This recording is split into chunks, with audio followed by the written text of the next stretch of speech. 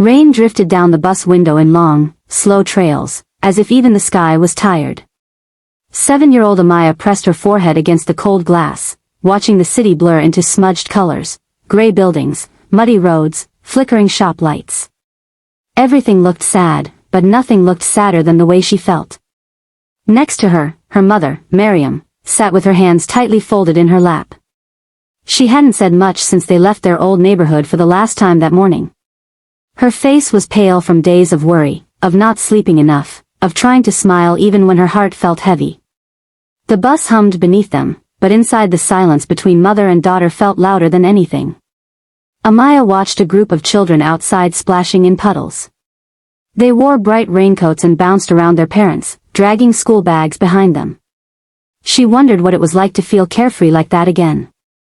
She tugged gently at her mother's sleeve. "Mom."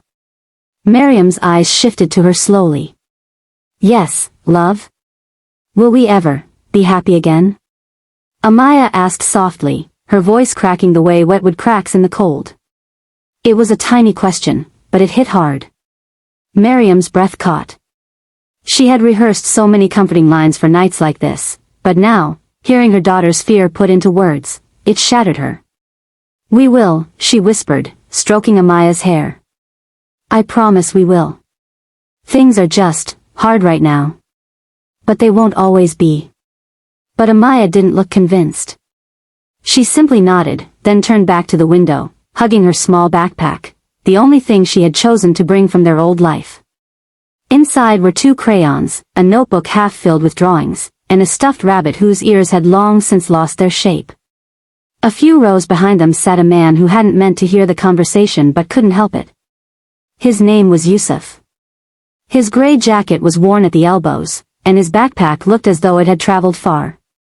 His hair was messy, and he had that look of someone who had been carrying a heavy weight for too long, eyes a little tired, expression a little distant. He'd boarded the bus to distract himself, to let his thoughts settle somewhere between movement and noise. But the little girl's question, so simple, so painfully honest, pulled him out of his fog. Will we ever be happy again? He knew that question. He had asked himself the same thing countless times since his father passed away months earlier. The grief had changed everything, his work, his friendships, even his art. He painted murals across cities, but lately the colors never felt as bright as they used to. Nothing did. And so he looked at the mother and daughter ahead of him, something tugging at the part of his heart he had been trying to numb. He didn't know them. He didn't know what they were going through. But he recognized that expression of quiet endurance on the mother's face, the one people wore when life had pushed them so far that all they could do was keep going. The bus screeched to a stop near an old shelter building, its faded sign nearly hidden by vines. The driver called out the stop name. Miriam stood, pulling their single duffel bag down from the overhead rack. It was heavy and awkward, almost too big for her to carry alone. Amaya slipped her hand into her mother's, holding on tightly as they stepped into the rain. Yusuf hesitated. He could stay on the bus and continue to wherever his mindless wandering would take him. Or, he could get off. The little girl's trembling voice echoed again in his head.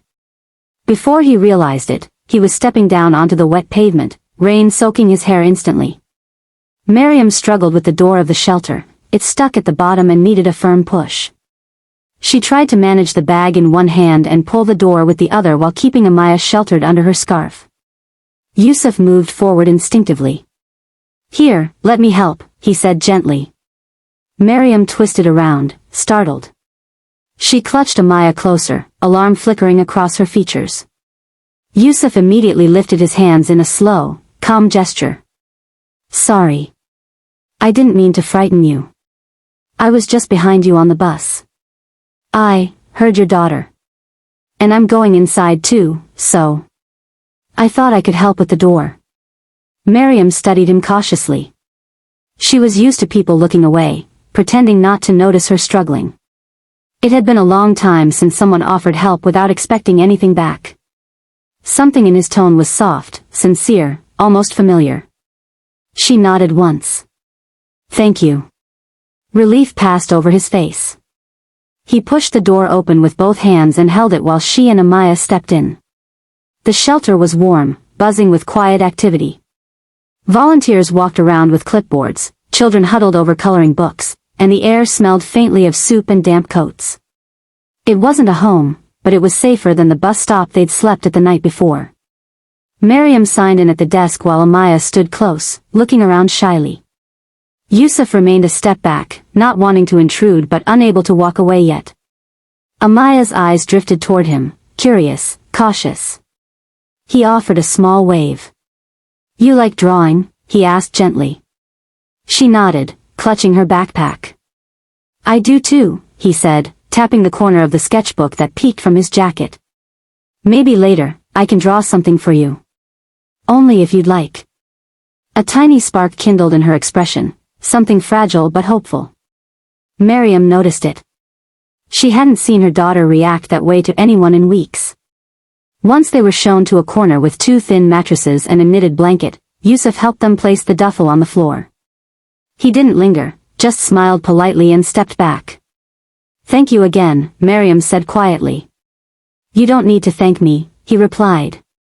"Sometimes, people just need someone to notice." Miriam's eyes softened, though her exhaustion made it hard to smile. "You noticed." Yusuf nodded once, slipped his sketchbook under his arm, and walked toward the common room. But Amaya looked after him long after he disappeared around the corner.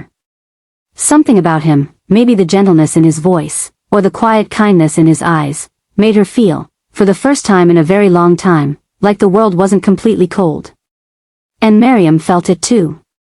Maybe happiness wasn't gone forever. Maybe, just maybe, someone had arrived at the exact moment they needed it most.